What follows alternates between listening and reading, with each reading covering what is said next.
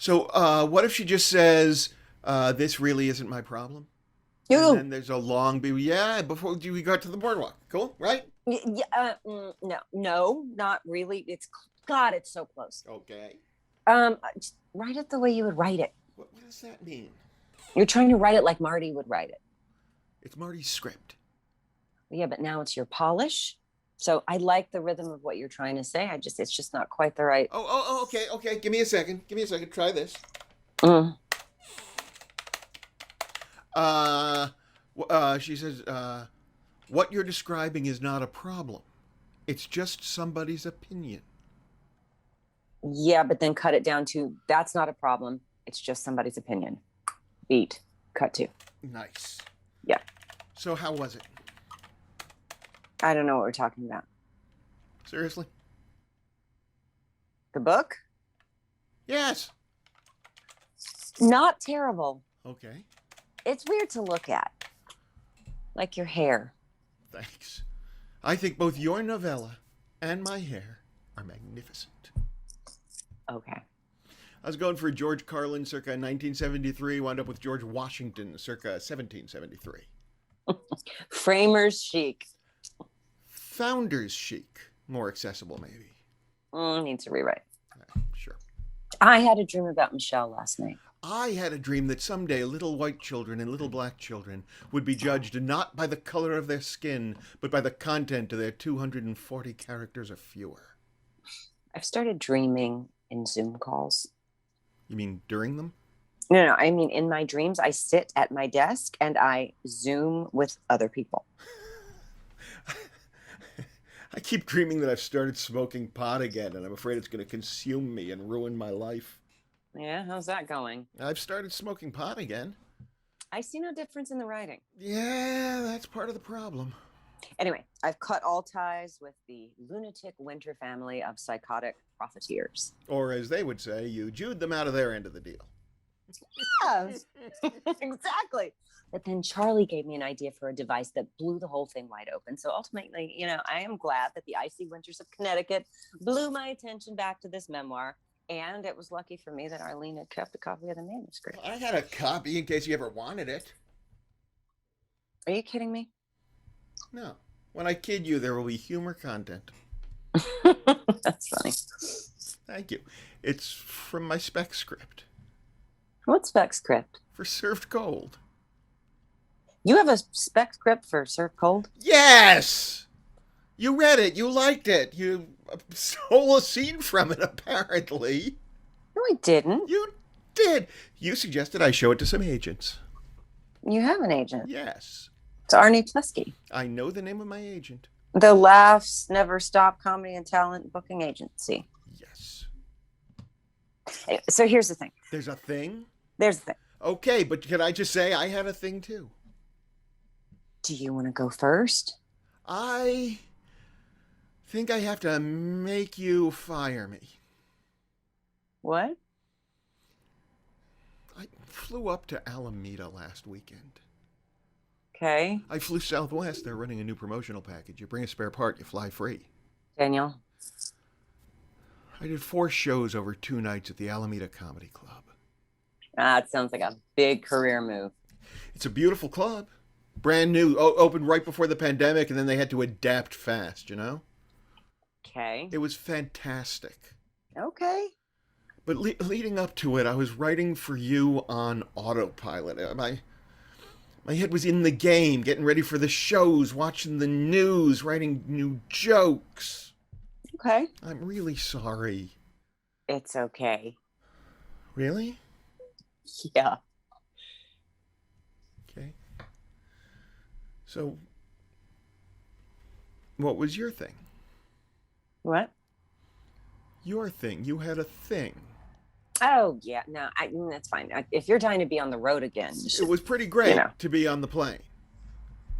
Then in a nightclub with vaccinated people with their masks off, breathing together. I'm not ready. But the thing that I wanted to talk about it doesn't really matter, I don't think. Well, I'm curious now. So Well, you it's just we have lost to. a director for the next month, and there's 2 episodes coming up, and so I thought that now we were back into proper production. I might Well, actually. are you offering them to me? I was gonna offer one of them to you. Is it Yeah. episode 307?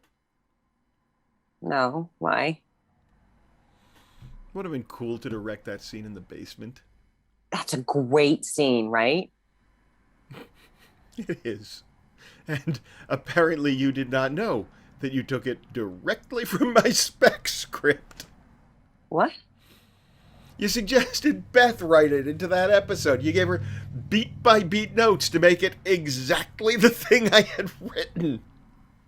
I did. You did. I thought it was a deliberate sly nod at me. You found the place for it in the middle of the meeting. Okay, you were telling me that I read your spec script, then forgot I'd read the spec script, then stole a scene from said spec script and had one of the other writers put it to the page. Very, very close. I'm telling you that you read my spec script, forgot you had read my spec script, then read it again, apologized to me for forgetting that you had read it, told me how much you liked it, thought perhaps I should show it to an agent. Then you told me the scene in the basement was something you wished you had written. Then you hired me on the show. Then you forgot again that you'd read the spec scripts, described that scene in detail to another writer, and had her put it into her script. And I, your brother, your older brother, kept his mouth shut because he didn't want to do the "it's not about you, Daniel" shtick in front of the writer's room. You really have grown up. Your thing was that you were going to let me direct an episode. I mean, as long as you were interested in Jed Weedning.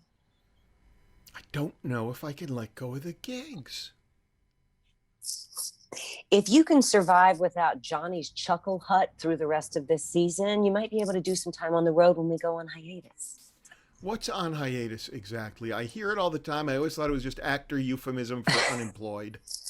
Hiatus is weirdly spaced weeks off and summer vacations, and up until the pickup was signed, anxious stands between shooting seasons, waiting to find out if hiatus is actually a euphemism. Okay. So I haven't seen a difference in the writing. With the pot. With the shows. In Altadena. Yeah. So you're saying... I am saying that if you don't really want me to fire you... I don't want to do a half-assed job for you. Dude, on your worst day, you write better than most on their best days. I've said that about you. Really? Yeah, I've said on my worst day, I write better than her on her best days. Well, Dream Michelle disagrees. Ooh, I like that you discuss me in your dreams. So you don't have to fire me. I really, really don't. Even if sometimes I have to go be funny. Even if... Do you know how much good writing I've done? Yeah, I do. Not once has someone called me out of the past to tell me they wanted to publish one of my things. Sorry. It's not your fault I never sent anything to people I thought it might hurt. That's true. It isn't. I stayed up last night, though, reading it again. It's a novella. You would have been up till like 8:30. I started making changes, just clarifying ideas and fixing the lapses into modeling. Rewrites. Just little rewrites. You like it better now? I added about 28,000 words. What? It's funny. I thought that I had written in your literary voice, but it turned out I hadn't. I didn't think anyone could write that much overnight but me. And not stoned. What? Some of it was stuff that I've written, in the interim that just finally found a proper home. I get that. So once I started reading it, and remembering, I realized there was a lot more that needed to be said. And when I was reading it this time, for the first time ever in my life, I could read it without having mom and dad kibitzing in my head. Yeah, fucking interjections, man. Right? That's why I never send my stuff out, What, because mom and dad in your head? Yeah. You never read my book, did you? What book? Yeah, that's what I thought. Wait, you wrote a book? Yeah, it was stupid. Adventure fantasy. I read it while I was at Choate. Why don't I know this? You're talking about? Are there copies? I want to read it. I sent it in place of one of the college essays. It's how I got into NYU without a high school diploma. Can we? I'm sorry. You don't have a high school diploma? You gonna fire me? Wait, you're like 17 at this point? Yeah, 17. I spent all my free time from 78 to 81 pounding away at this wonderful, loud manual typewriter. You really, really are very old. Yes, that was my point. I used all the cash I had to make Xerox copies, and I sent it to NYU and Sarah Lawrence. Oh, you would have liked Sarah Lawrence. Okay. And I sent a copy to Mom and Dad, and they read it. And then Dad called me and said, your mother and I both read it, and we agree that there's some really nice work in there. But you probably shouldn't show it to anybody. It's the kind of thing that could ruin a career. What career?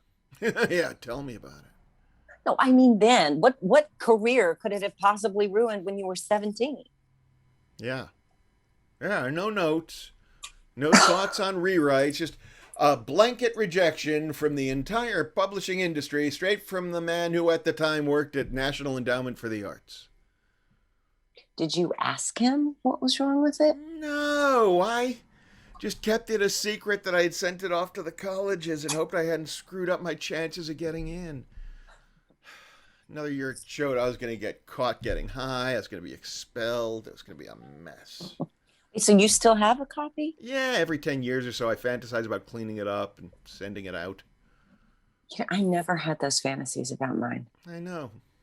I've had those fantasies about doing it with your book, too. That way one of us had it covered. You remember mine that clearly? Oh, yeah, I've told you. I thought it was terrific. Terrific. Terrific. That's Dad's word. Yeah. You going to send me your new draft? Not yet.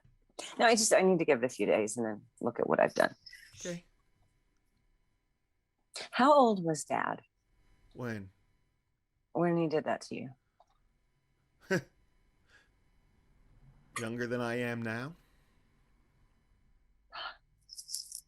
Did you ever talk to him about it? Twice, yeah. When? 97 and 3 years ago. Not that you're keeping track.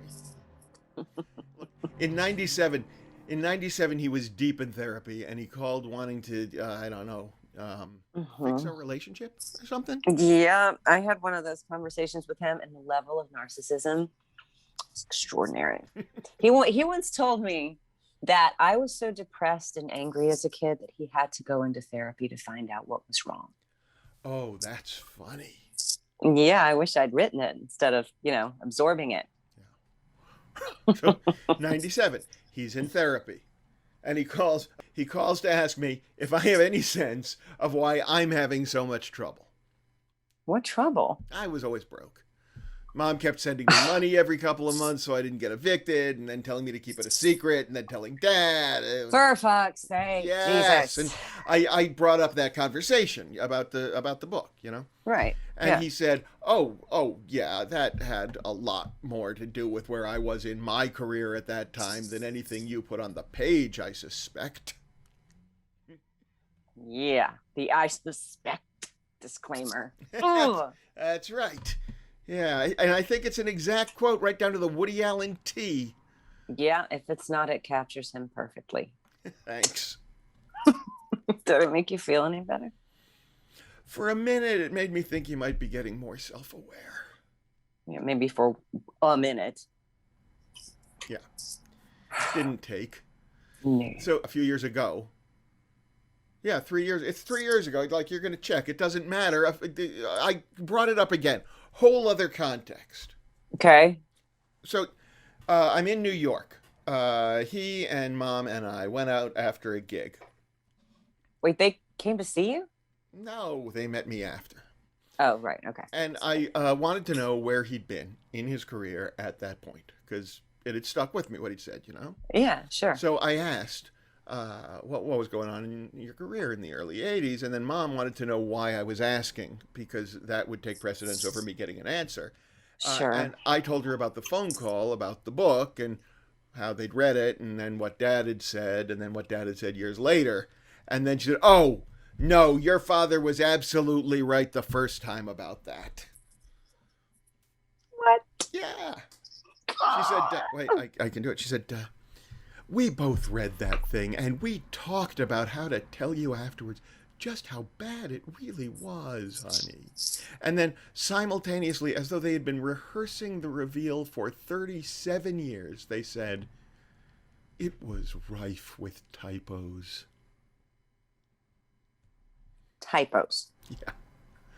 I was 17.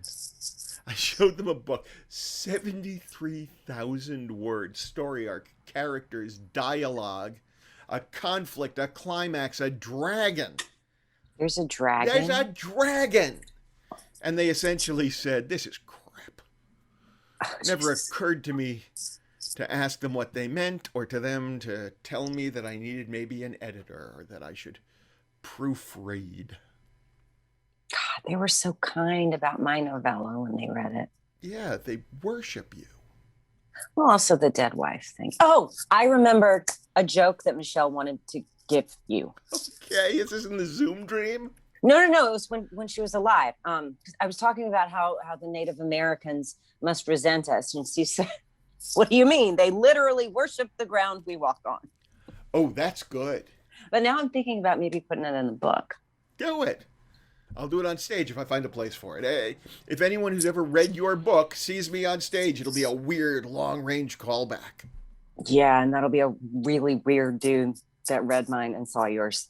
Yeah, do me a favor.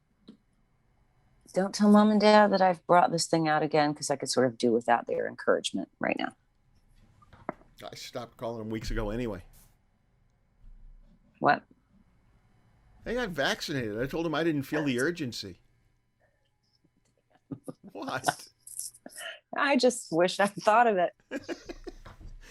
You want to get lunch or something this weekend?